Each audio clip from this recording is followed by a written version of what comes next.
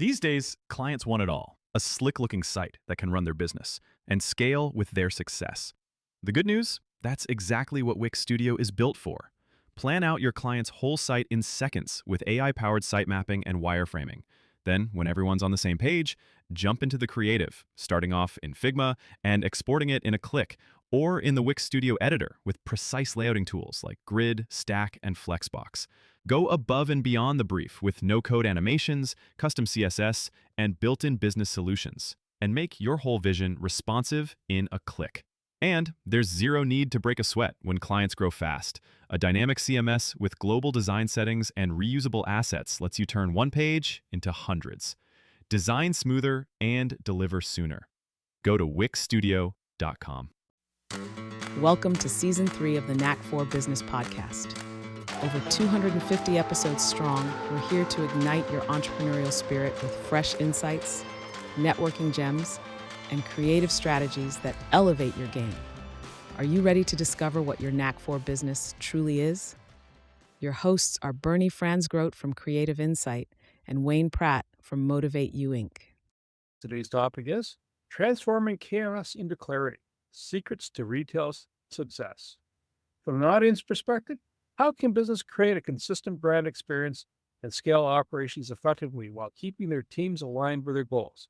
And that's what we're having our guest here for today. Our guest today is Youssef Botros, a seasoned business leader and founder of GRND Consulting, dedicated to helping businesses streamline their operations and develop impactful training programs for employees and managers.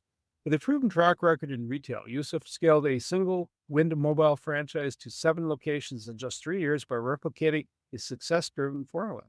At Mobile Klinik, he spearheaded training and development, opening over 90 stores nationwide in 6 years, playing a key role in the company's $165 million acquisition by TELUS. Now through GRND Consulting, Youssef leverages his expertise to ensure businesses align their teams with their goals, creating consistent brand experiences and operational excellence. Beyond his professional achievements, Youssef is a proud new dad and an endurance running enthusiast, aspiring to compete a 100-mile race someday. Youssef, welcome. What is your favorite quote or saying, sir? Hi, Bernie. Thanks for having me on. One of the quotes that I really love right now is, if you want to build a ship, don't drum up people to collect wood and don't assign them tasks and work, but rather teach them to long for the endless immensity of the sea. Can you walk us through your early days of Wind and the growth strategy that you scaled from 1 to 7 in just 3 years? Yes, absolutely. Wind Mobile was a new entrant in the wireless market here in Canada. At that time, there was no such thing as unlimited plans and no contract. It was on the tail end of my career as a cellular expert at FutureShop. The plans and devices that I was selling were all tied to a contract, and clients didn't really have much say in the terms of their plans. So along comes Wind Mobile that had unlimited plans and no contract, and it changed the business model for the wireless industry completely. Because what that did is that it made sure that clients stayed because they wanted to, not because they had to.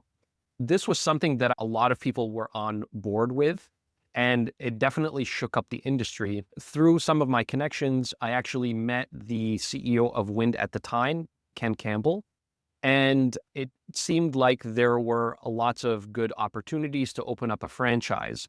I became the general manager for a franchisee whom I worked for in the past.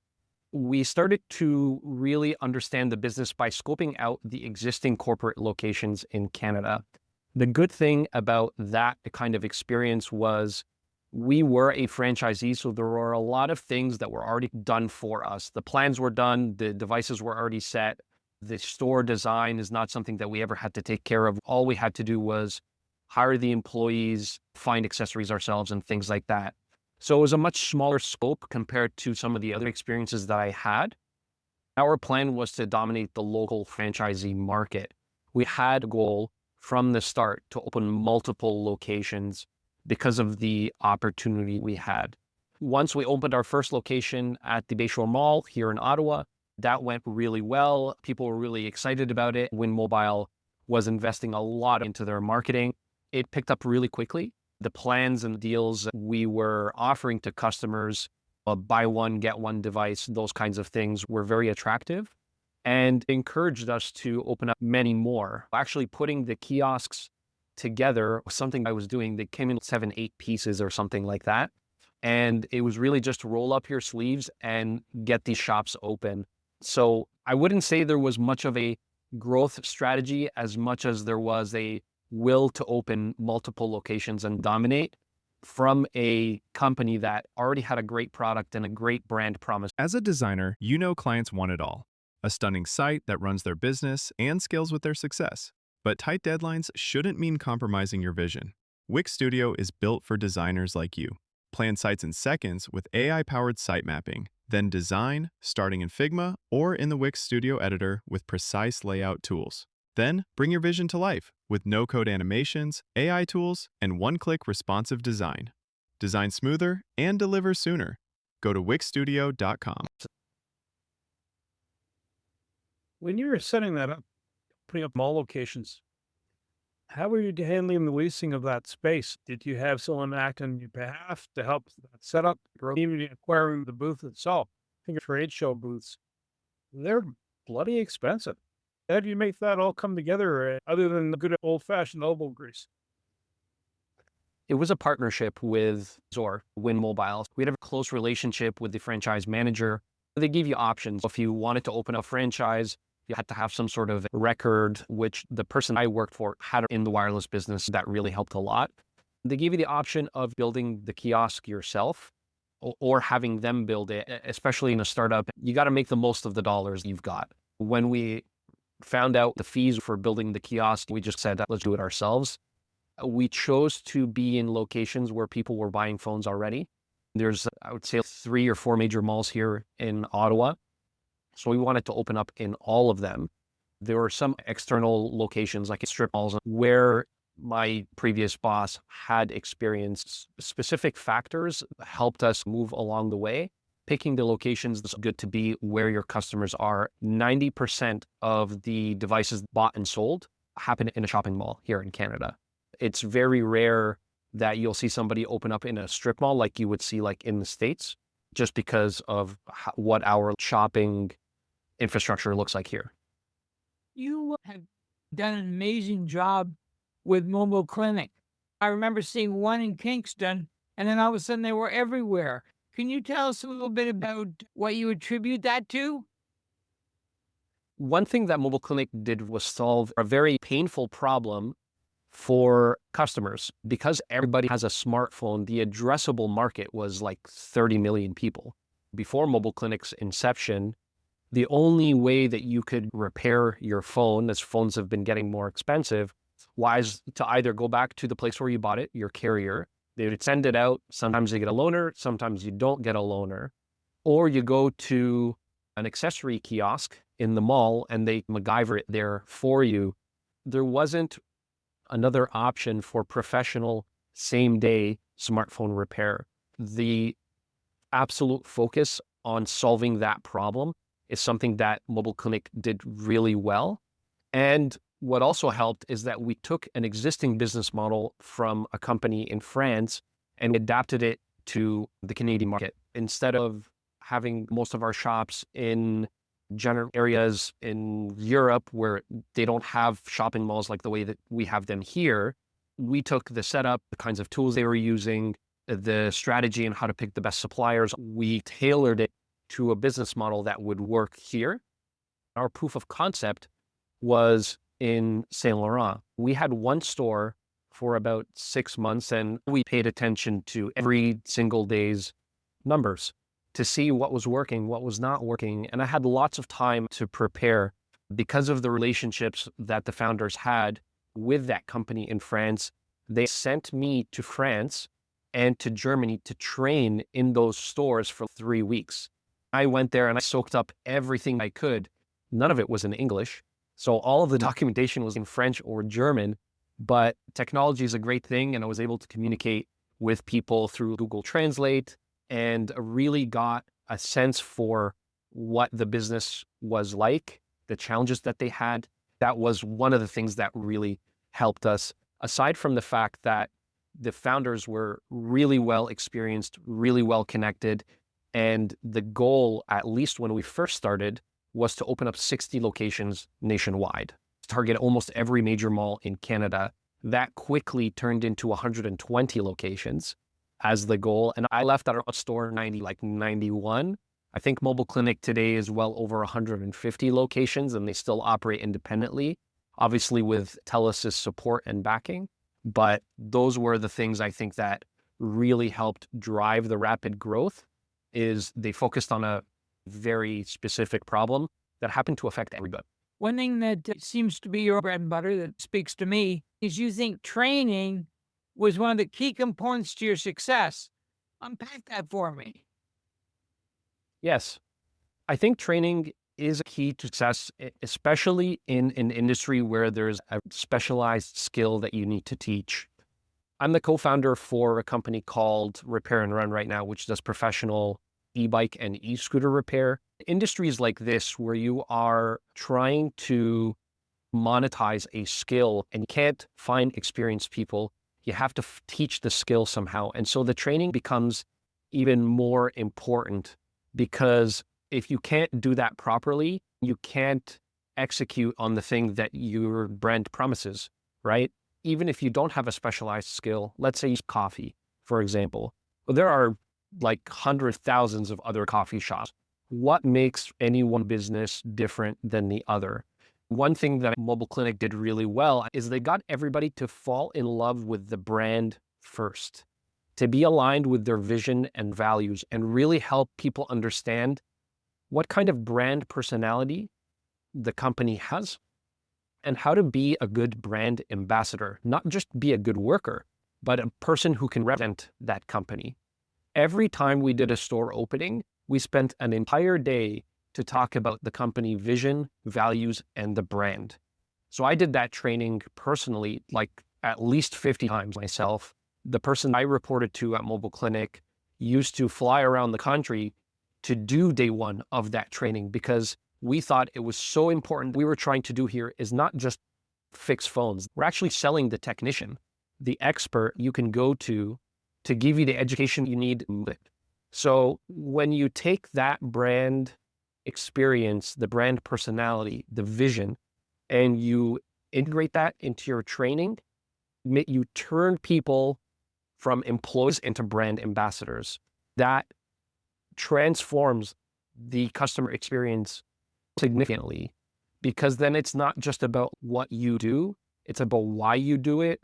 It's about the passion you have for technology. We made it a point to hire people who were aligned with our brand personality. So there's like another added layer of the brand experience that we had there, because we always were very selective of the people who worked for us, because we wanted them to represent us at the highest level.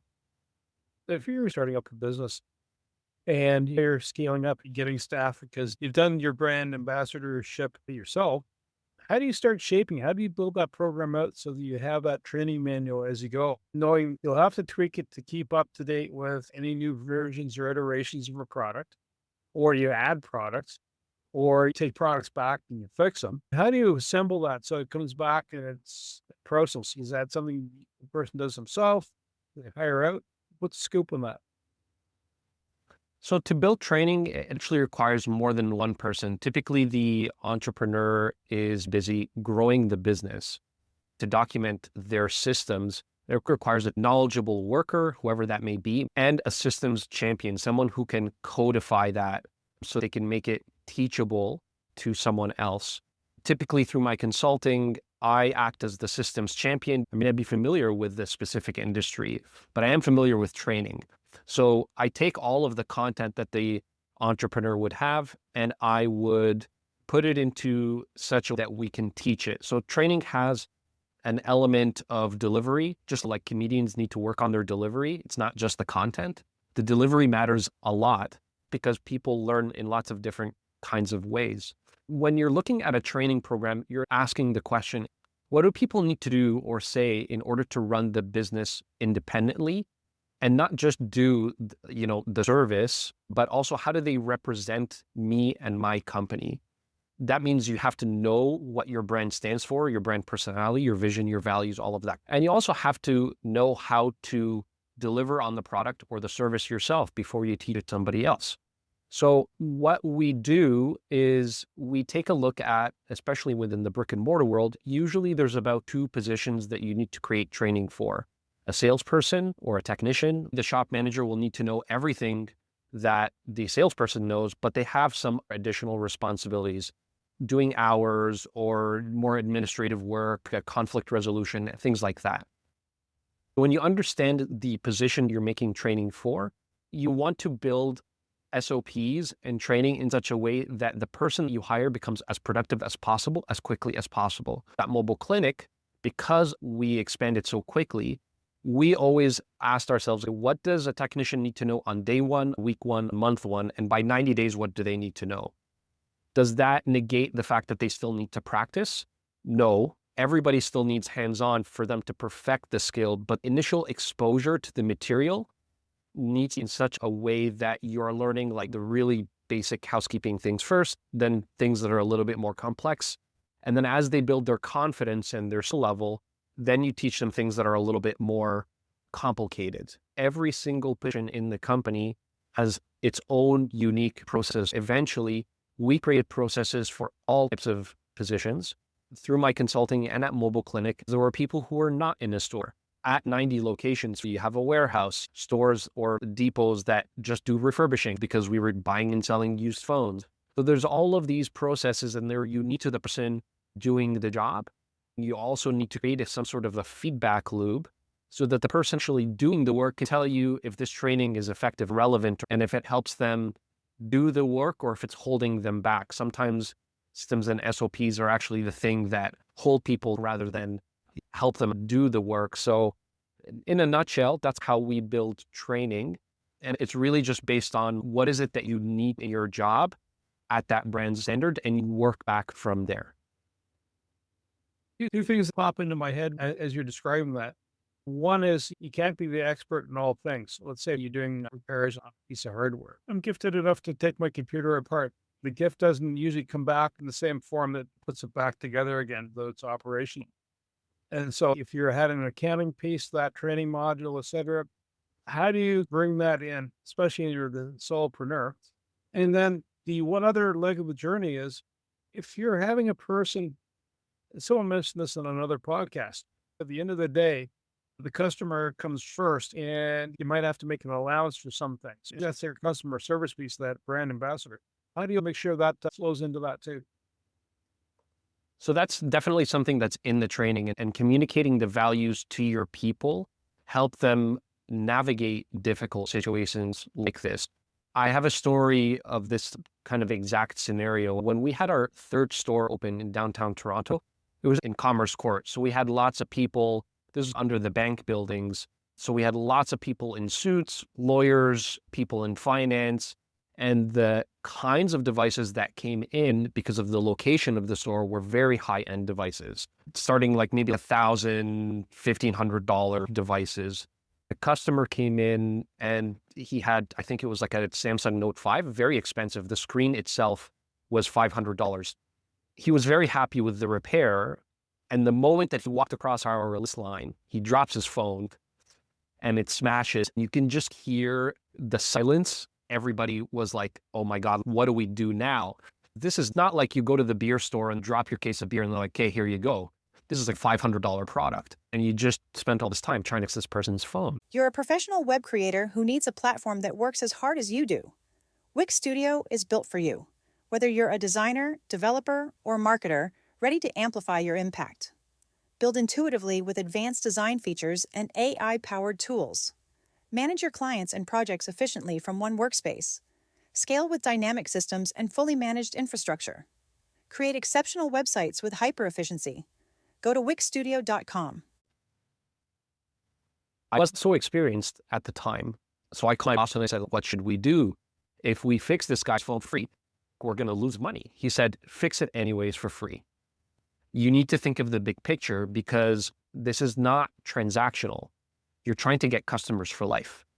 That really stuck with me. We fixed that customer's phone for free.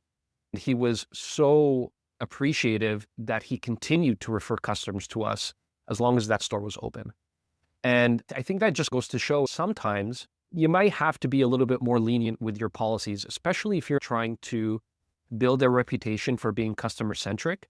You're still dealing with people, and people need to come first, right? As long as they're not being malicious. And I can guarantee you, with some of the policies that we have, we had a lifetime warranty plastered all over our stores because it was one of the value propositions that we had. And there was such a big fight in, oh, we're going to lose money if somebody comes in and they have something wrong, like we have to fix it for free. And I can tell you from experience that it is a very small minority of people who will actually do that. It is really just more about making sure that people can trust you to fix their issue when they do have one. That's what separates the great companies from the average companies. Anyone can make a great product, but when that product fails, how is that situation handled? Stopped being a customer of some companies because of how they poorly mishandled some issues that I had when it could have been an easy fix. Because they were strict on their policies, I was just like, okay, I think you're missing the point. You're going to lose me as a customer forever.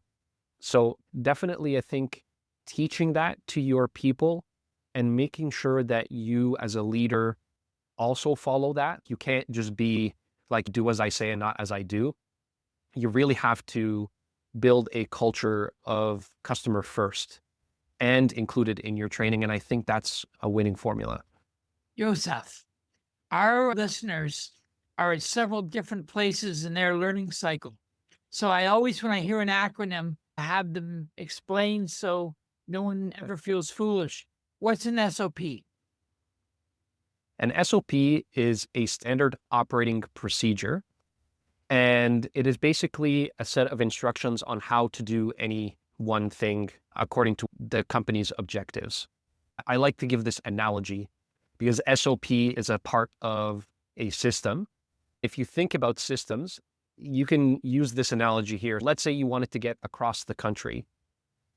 You need a driver, you need a truck or a vehicle, and you need a set of directions. Your SOP is the set of directions that you use to get to your destination. So when you're tracking all this, what metrics do you hone in on for a brick and mortar location?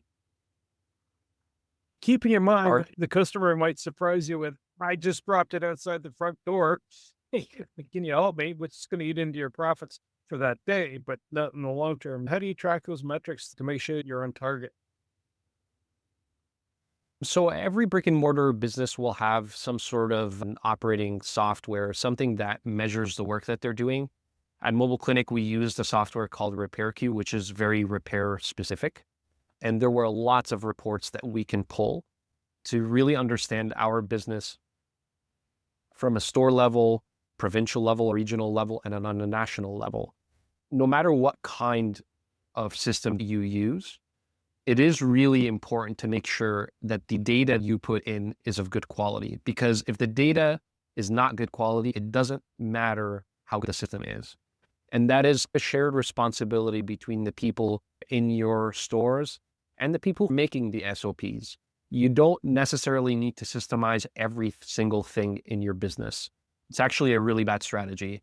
What you need to do is systemize the things that matter most and that will push your business forward. When we were making sure that we can track everything, we put some specific fields in our software as mandatory, taught people that these are the things that we're looking for all of these reasons. And we gave people a higher purpose, something to shoot towards beyond the fact that they should hit these specific numbers every single month.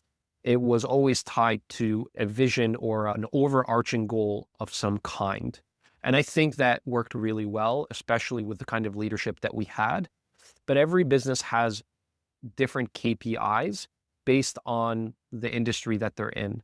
Overall, though, the things that they should be looking at is your overall operational numbers, which you can find in a profit and loss statement every single month. And that is the number one financial report that we were looking at. And we got our teams to look at those reports with us, even down to the store manager, because they affected that number directly.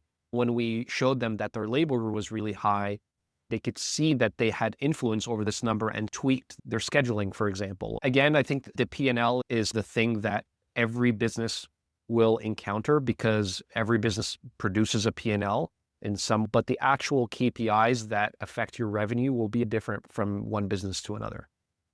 I'm really interested, Youssef. I think Mobile Klinik has done a rather interesting ability at creating that culture because I've actually been in the store.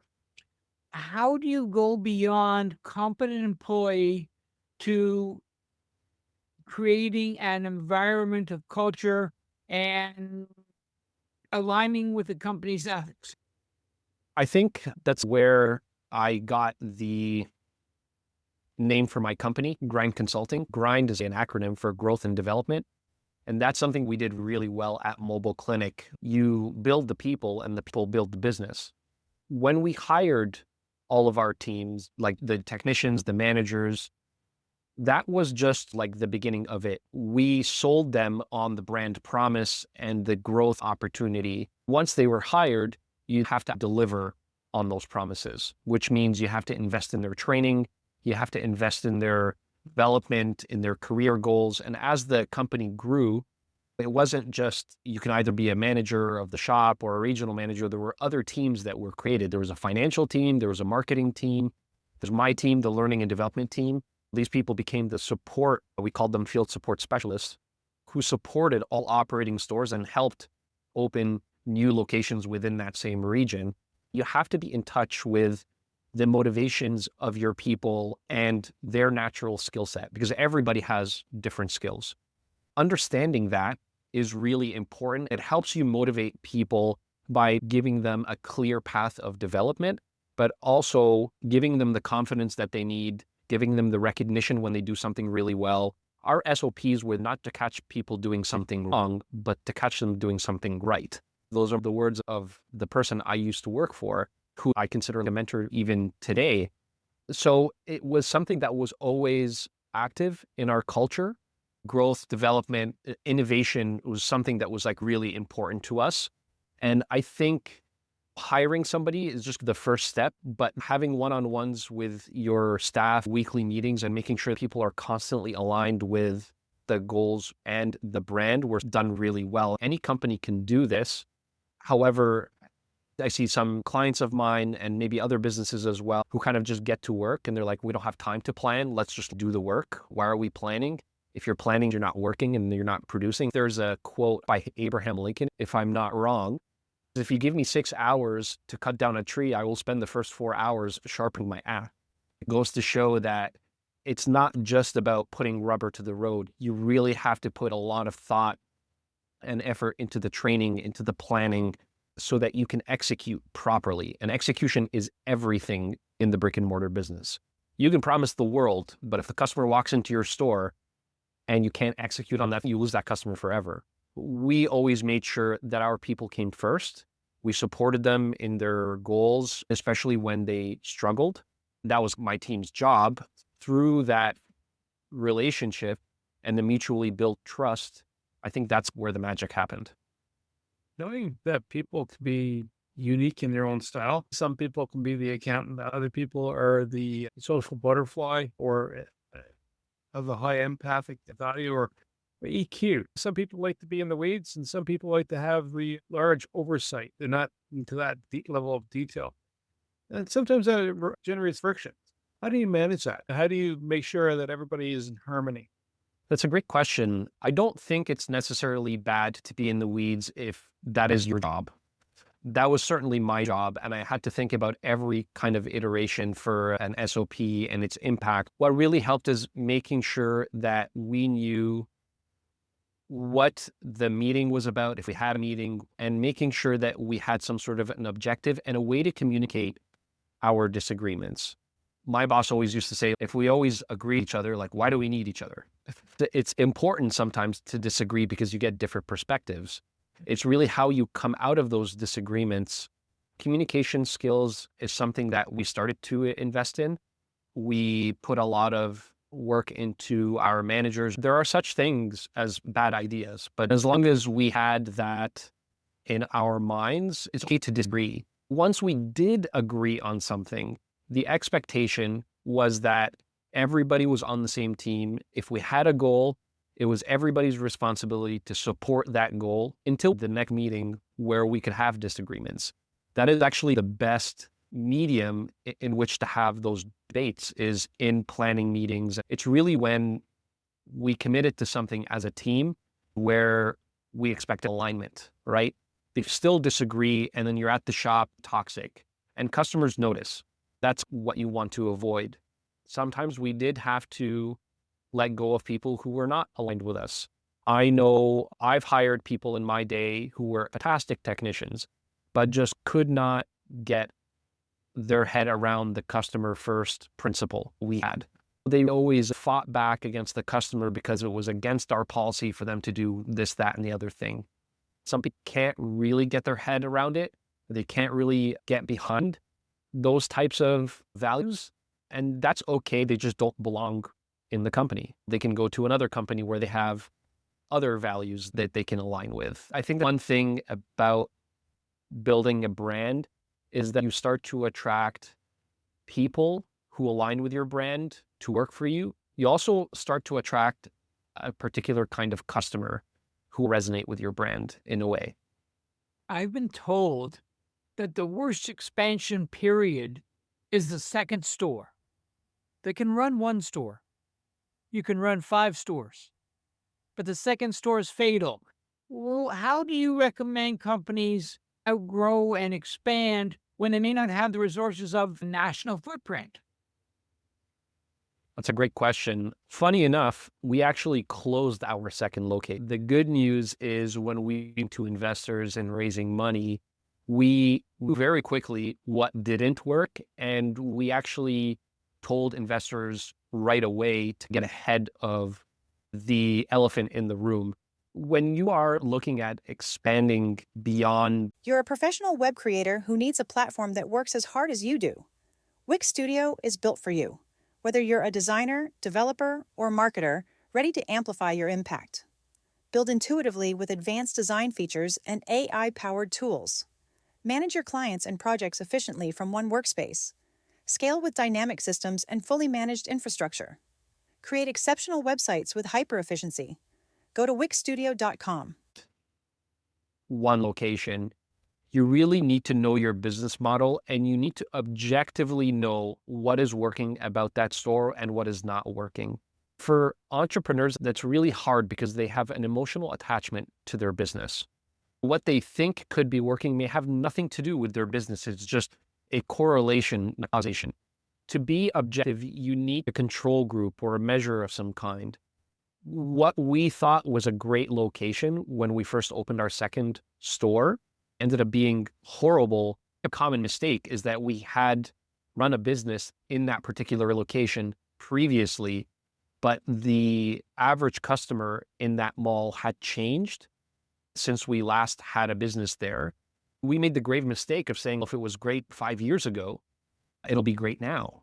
It was a sobering fact for us that we really need to understand what makes a great location. And at that moment, we actually started to build a location evaluation sheet for all of our locations. We knew what kind of malls we wanted to be in, A, B, or C malls, but where in the mall was also up for debate. We took a look at factors like how many carriers are in there, which hallway is it? Is there an anchor store like the Bay or Sears or whatever, Rona?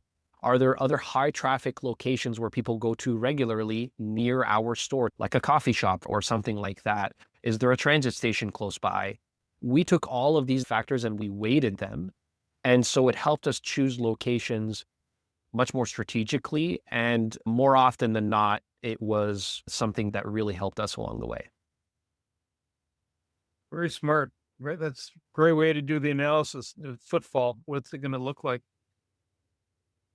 At the end of the day, from a GRND Consulting Services, what are the key points you want people to realize as they're evolving their business? The KPIs, key performance indicators, are part of it. SOPs, standard operating procedures, are part of it. What other elements? There's the people factor, there's the business factor, and the art of distinction. How would you marry this up into one kind of a summation? COVID made me realize that people are looking for more than just a workplace. They're looking for more than just fair compensation. They're looking to be part of a story, part of a brand, and to belong to a culture. Businesses that are not doing that are not only going to not find great employees, but they're going to have trouble connecting with their customers. Brand needs to be at the center of everything. From a business perspective, your business needs to solve a problem, right? And understanding the problem well is halfway to finding a solution. If you don't understand the problem well and you don't know how to communicate it, then it's tough. Focusing on the problem and integrating your brand will really help separate you from the competition. It will also attract the kind of people who you want to work for you. It will also build a raving network of customers if you are able to communicate that brand through your marketing, through your customer experience. Then and only then can we talk about systems and training, which is where the operations come in. You have to have systems that help you move the business forward. And like I said before, the systems are a combination of three things: people, SOPs, and the tools and technology. The training is how you teach how to run that system to the people who are working for you so that you can focus on more important things like opening more locations, growing business, establishing partnerships that help fuel the business growth. So in a nutshell, focus on the problem, integrate your brand, and especially in the brick and mortar world, like people is everything. So, Youssef, if a customer wants to get beyond the regular grind, how do they get a hold of you? So they can reach me through my website. I have a couple of things that they could take advantage of, some quizzes to help them understand where they may be in their journey. So I help customers do one of three things: either open their first location, hire a business manager so that they can focus on higher value tasks, or expand their business beyond one location. They can also reach me on LinkedIn, and we can book a call, we can chat and see how I can help them. Youssef, one other question to ask you. How far is your reach? Are you just the Ottawa Valley? Are you provincial, national, continental, or global? I can help anybody in Canada and the US, and typically that's where I like to work. However, I have talked with clients internationally. The reason why I focus on Canada and the US is because the shopping, retail, the brick and mortar experience is fairly the same. So it's easy to take strategies from one place to another and not have to make too many modifications. Obviously, there are always going to be different local or municipal laws that you have to take into account. And that's something that need to be tailored to fit that business. But from a customer perspective, people in Canada and the US are fairly the same as far as how they shop. So I'll tell customers, if you help people in person, or if you have customers that walk in your door and you have four walls, I'd like to think that I could help you. I want to say thank you to Youssef Botros, my co-host Wayne Pratt, and you, the Knack for Business listeners. If you're starting up or you're scaling up your business and you're in the brick and mortar portion of life, Youssef's the person to work with you. He has the backstory and he has the experience. To reach the podcast hosts, email them at info@creativeinsight.com or by the website creativeinsight.com, spelled KREATIVINSIGHT.com. To reach Wayne at his email, wayne@motive8u.ca, that is MOTIVE, the numeral 8 and the letter u.ca, or his website, motive8u.ca. If you would like to be a guest on this podcast and share your knowledge, let us know. We would also appreciate your feedback on the content or format. Check the show notes for more details. For these podcasts, we like to acknowledge the support and thanks to the following people: Carl Richards from Podcast Solutions Made Simple, a renowned podcast expert; Fred Crouch, who is the Property Wizard podcaster, where Bernie is a co-host; Jovan Strika from @Hive, a co-working space that is more than just a space; then Melanie Weber, Bernie's invaluable business partner; and Wayne Pratt from Motive8U Inc., who serves as both a coach and co-host of these podcasts. Disclaimer. Please note that the Knack for Business podcast episodes are meant solely for educational and general informational purposes. The information and opinions contained within are not intended to be professional advice on any subject matter. The thoughts, views, and opinions expressed by the participants are their own personal beliefs and do not represent the views of the podcast hosts or any affiliated organizations. It is important to note that this podcast is not a replacement for consulting with certified experts in your area who possess knowledge of your unique situation. The hosts of the podcast, along with any participants or affiliated groups, do not take responsibility for any actions taken or not taken based on the information presented in this episode. It is highly recommended that individuals seek guidance from their own personal advisors in fields such as accounting, law, or other pertinent areas prior to undertaking any actions or making decisions that may impact their financial, legal, or other aspects of life. These days, clients want it all. A slick-looking site that can run their business and scale with their success. The good news? That's exactly what Wix Studio is built for. Plan out your client's whole site in seconds with AI-powered site mapping and wireframing. Then, when everyone's on the same page, jump into the creative, starting off in Figma and exporting it in a click, or in the Wix Studio editor with precise layouting tools like Grid, Stack, and Flexbox. Go above and beyond the brief with no-code animations, custom CSS, and built-in business solutions, and make your whole vision responsive in a click. And there's zero need to break a sweat when clients grow fast. A dynamic CMS with global design settings and reusable assets lets you turn one page into hundreds. Design smoother and deliver sooner. Go to wixstudio.com.